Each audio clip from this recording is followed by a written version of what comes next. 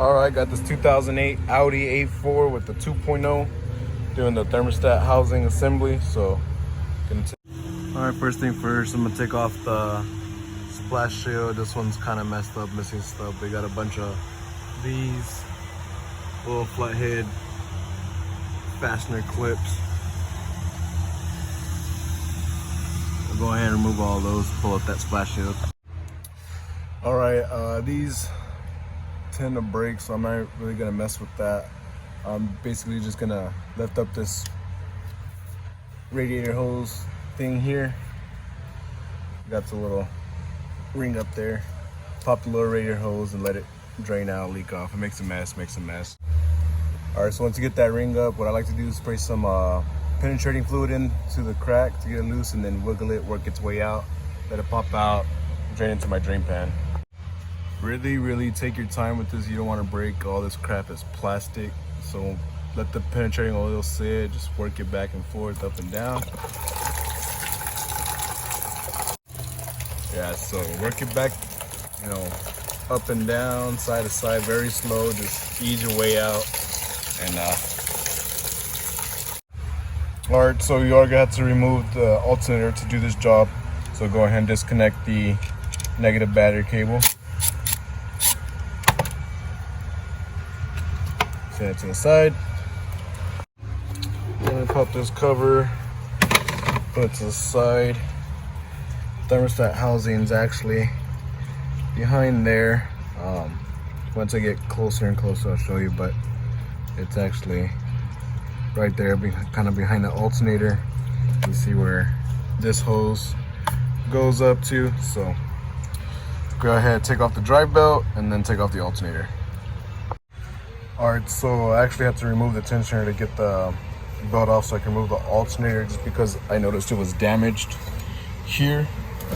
So basically I took an 18mm wrench, opening wrench here, pry it open, and then you can stick a little nail or screw to hold it in place. But I saw that it was messed up and it was kind of fighting me trying to get it, so I just unbolted it and pulled it off.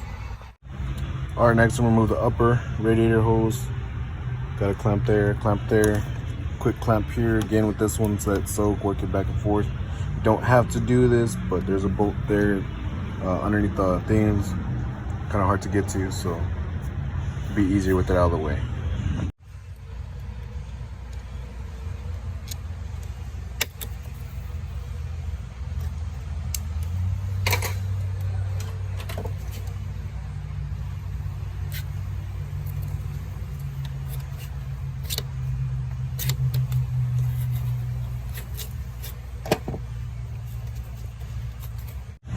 Alright, actually, so you don't even need to mess with this one or this one. Just move this top hose, set it to the side, don't give you access to the alternator. Alright, then I'm gonna remove the intake hose.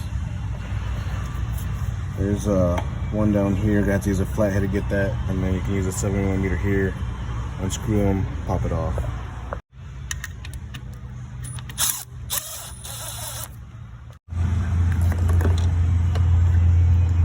Screwdriver.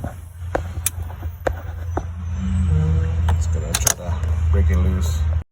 I'm actually having to use a 7mm wrench to get in there because of the angle, just to get enough loose, and then you can turn it and go by with the actual socket and impact or flathead.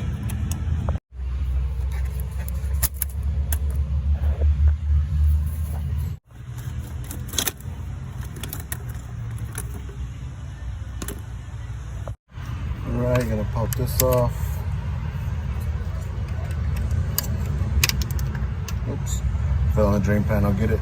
Take that nut off, pull this electrical connector off, and then we'll take off the alternator bracket.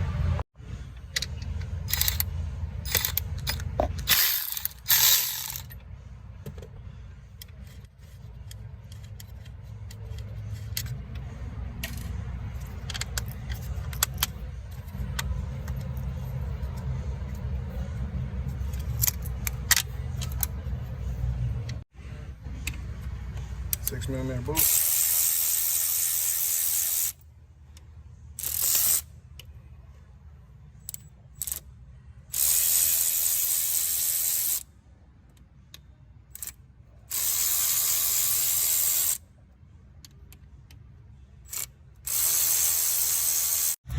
So these can be a little tricky to pull off. What I like to do is get a little pick, and just kind of pry it like that so it lifts up, and then you can pull off on the connector. Alright, got the connector off. Pull your alternator out, set it aside. Okay, now we can actually see our thermostat housing. It's right here. So we'll go ahead and continue taking off stuff so we can get it out. Alright, so you got these little ties here. You just kind of twist them. Get them loose, or you can cut them and put new ties, up to you. So basically what we do is we got a T30 here and a T30 here. I'm gonna disconnect the hose from here, take out those T30s, and I'm gonna slide this hose pipe out of the way. I'm gonna leave it connected there, so I'm gonna do that next. Alright, so the easy way to do these is get some pliers, squeeze a little tab on the side, that way you can pull this out and get it off.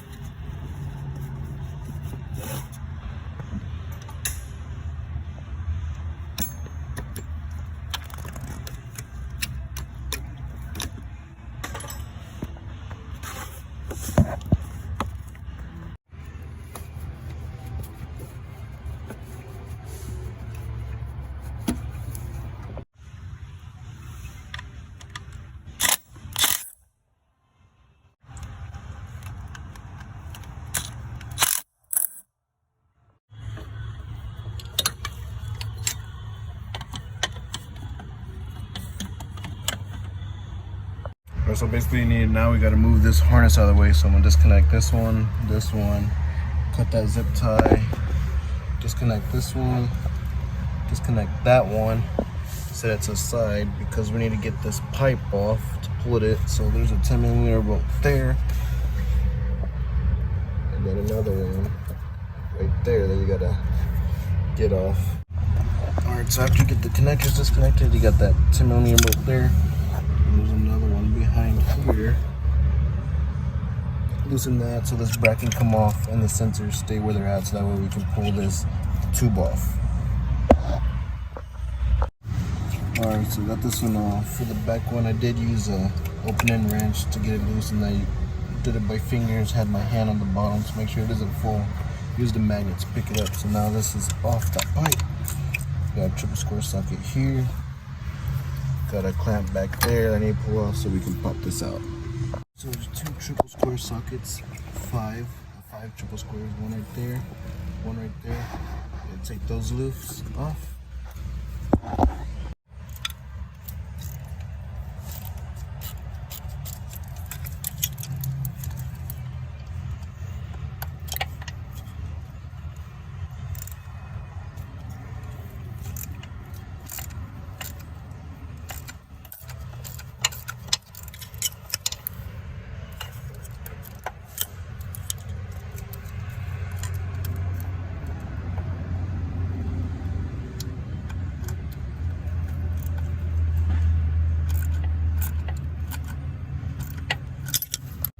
Alright, once you get that clamp off, get a hose pick in there, bring it loose. You can pop this baby out and then pop that baby out.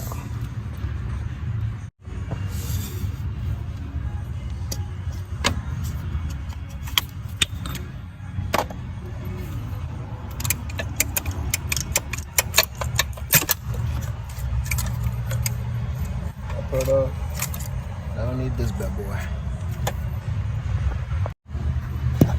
Alright, once you get the other one off, you can put a flat head in there. Just kind of pry it out, get it pop out. Ease it out, no force, ease it out. Pop that off. Now we gotta get the lower radiator hose disconnected, and then 2 10mm bolts there. Alright, so I got the hose soaking in penetrating oil. I'm gonna ease this lower radiator hose back and forth, up and down, so I can get it off.